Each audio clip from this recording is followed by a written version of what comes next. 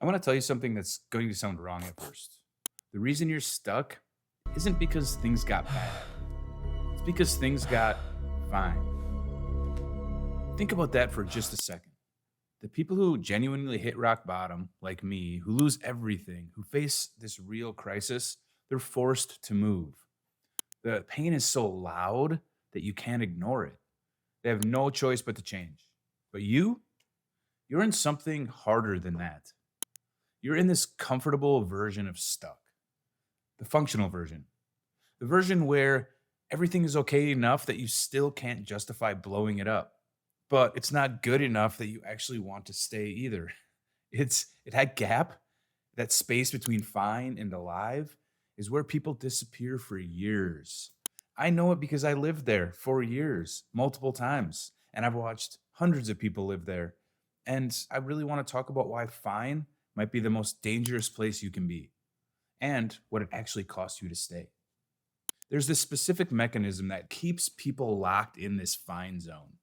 It's not laziness, it's not fear, at least not the kind that you'd recognize. It's something more subtle than that. And once I name it, you're going to see it everywhere. But first, I need to tell you about the second time I lost everything. Because the first time in Hawaii, I thought I understood what rock bottom was and what happened as a result. And I was wrong.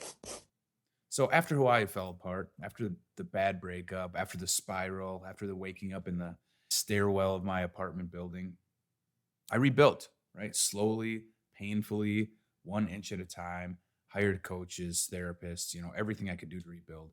Eventually, I started to rebuild and I moved to Thailand. I started a business from scratch. It was just a small business, but enough to keep me afloat there and to be growing. I built something real. I had real clients, I had real income, and a life I had actually chosen instead of inherited.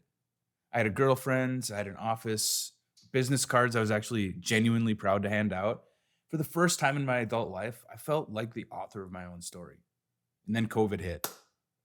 And not gradually, not with warning. It hit like a truck. And I'm sure you know what I'm talking about. Within weeks, everything I'd built started to come apart. Clients disappeared, funnel evaporated, contracts evaporated, the borders closed, and I had to pack up like what I could and in two small suitcases and walk away from everything. The business, the relationship, the life I'd built, and telling myself that it was temporary when I already had a feeling it wasn't. So I flew home again with nothing again. And here's the thing that I want you to sit with. The second collapse was harder than the first. Not because I lost more. The first one hit me hard, but because I'd already proven that I could rebuild and I still lost it. The story I told myself after Thailand was maybe the most dangerous one I've ever believed. Maybe this is just what happens to me. Maybe I'm someone who builds things up and loses them. Maybe the pattern is the point. Maybe that's my life. That story almost kept me stuck permanently. It kept me stuck for years. And not because it was loud either, because it was quiet. It was just there. It was subtle, because it sounded reasonable. And because honestly, when I was telling it to myself, it felt like wisdom, not fear. And that, my friends, is the fine zone. That's what it sounds like from the inside. Here is the mechanism I promised you. Psychologists call it the secondary gain. I call it the hidden payoff of staying stuck. Here's how it works. Every pattern you're in, even the ones that are hurting you, they're doing something for you. They're protecting you from something, right? Your subconscious works in crazy ways. And until you identify what it's protecting you from, you can't actually leave it. So when you're in this fine zone, the hidden payoff is this: you don't have to risk being wrong again. Let that sit with you for a little bit. If you never fully commit to a new direction, to this new identity, the version of yourself that actually wants things, you never have to face the possibility that you tried and it didn't work. You never have to face that specific kind of failure. So you stay in the middle. And again, you might not even really know why. This might be your subconscious protecting you from failure. You're not miserable enough to be forced out of where you are. You're not at rock bottom. You're not forced to make a decision, but you're not alive enough to actually be in either. You're just fine. And that the fine zone, it has a language and you're going to recognize it. I'm just being realistic. no, just not the right time. I need to figure out what I actually really want first. Or how about this one that you hear other people tell you too? Things could be worse. It's the worst one. That one kills me. Every single one of those sentences is fear wearing the costume of wisdom. And it's incredibly convincing because it sounds mature, doesn't it? It sounds like you've learned something along the way. It sounds like you're being very responsible. But what it's actually doing is it's keeping you stuck exactly where you are in a life that's comfortable enough to stay in and empty enough to slowly hollow you out. So here's where it gets really interesting because the exit from the fine zone isn't what people think it is. It's not this big dramatic decision. It's not this big leap of faith. It's not burning anything down and starting over. It's something a lot smaller than that and much more specific. And I want to give it to you directly, but I want to set it up properly first. Most people think that the opposite of stuck is moving, but it's not. The opposite of stuck is honest. So let me explain. When I was in Thailand, rebuilding after the collapse, the thing that actually shifted wasn't this new plan or this big new strategy or this crazy new morning routine. It was one quiet internal discussion. I'm going to stop running this recovery for an audience.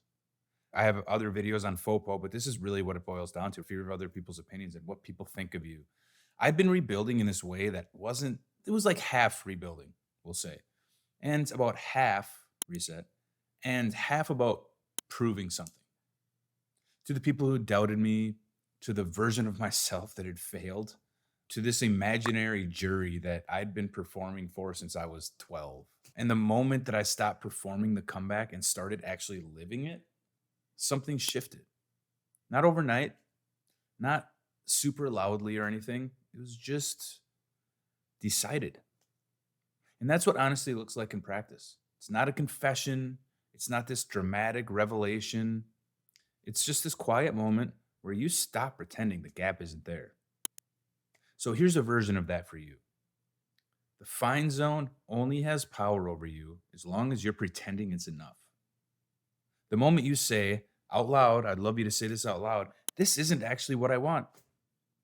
That fine zone, it starts to lose its grip a little bit. Not because saying it changes anything immediately, right? You're not going to wake up tomorrow morning and it's all good, but because naming the gap is the first act of agency you've had in years. An agency, even tiny, quiet agency, is the beginning of momentum. In NLP, neuro-linguistic programming, there's this concept called tense shift. It's huge. It's huge. When you say I'm stuck, you're using present tense, this emotional weight to describe a pattern. The brain then treats it as current and active and worst of all, permanent. The reframe is to move it into the past and add what comes after. And this seems small, but it's so big because if I could explain to you in one video how important your subconscious is in your daily life and your future, it's really crazy. And your past, because it's holding all that in there. That's why you get stuck. Anyway, so the reframe again is to move it into the past and add what comes after. And you say this to yourself every damn day, multiple times a day. It's easy enough. Write it on post-it notes and put it on your computer. All right. You can make it more specific than this, but in general terms, in the past, I've been living in the fine zone. Starting now, I'm choosing something different. Right? You can make that more specific to your situation or whatever, but it's the idea around that phrasing that's important. In the past, right? You're on the timeline here. In the past, I've been living in the fine zone. Starting now and going forward, I'm choosing something different. The event stays real. You're not trying to hide from this, right? You're trying to learn from it. The timeline, though, changes. And on that new timeline, the fine zone, it's just a chapter. The failure you had, even before that, it's just a chapter to learn from. None of them are the whole story. So I lost everything twice. I lived in the fine zone for longer than I care to admit, 2 times at least. And once before I even started to try to do anything. So I've been there a lot in my life. I know about it. I know what it costs. Not in one dramatic moment, but in the slow accumulation of days that feel like nothing, that turn into months, that turn into years, and then you look back with regret. It's the worst feeling, but at least you caught it. If you're watching this, you caught it. And I want to tell you what I wish someone had told me when I was standing in the airport in Thailand, watching the departure board, telling myself, wishing, praying it was temporary. The fine zone isn't safe. It feels safe, but it's not. Because every single day you spend in it is a day that you're not in your actual life. And those days don't come back. And I'll tell you what we need. We need you happy. We need you living your actual life and smiling. We need that smile on your face. We need more people living their actual life. So many people are going through life numb now, hollow. And that's what I'm going to talk about a lot. But the good news is, and I mean this, is that you don't need a crisis to leave that fine zone. You don't need a crisis to get out of numb, to get out of hollow. You don't need to lose everything. If you're watching this, now you know. You don't need to wait until the pain gets loud enough to force you out, till it's screaming in your ears. You just need to be honest. Be honest with yourself. I want you to sit after this video and be honest with yourself. Write it down. One quiet, private moment of honesty. This isn't enough. I want more than this. And I'm allowed to want that. I'm allowed to do that. And you are. That's the whole thing. That's the first step that you can take right after this video to start to change your life. Drop a comment below with one word that describes what fine has been costing you. I'd love to hear it. I read every comment, try to reply to all of them. And if this landed, hit that subscribe button, because the next video in the series and videos coming up, I'm going to talk about what you actually do after you name it. How do you get out of this numb? How do you get out of this hollow? How do you get out of just being fine? We're going to keep going in depth on it. You know why?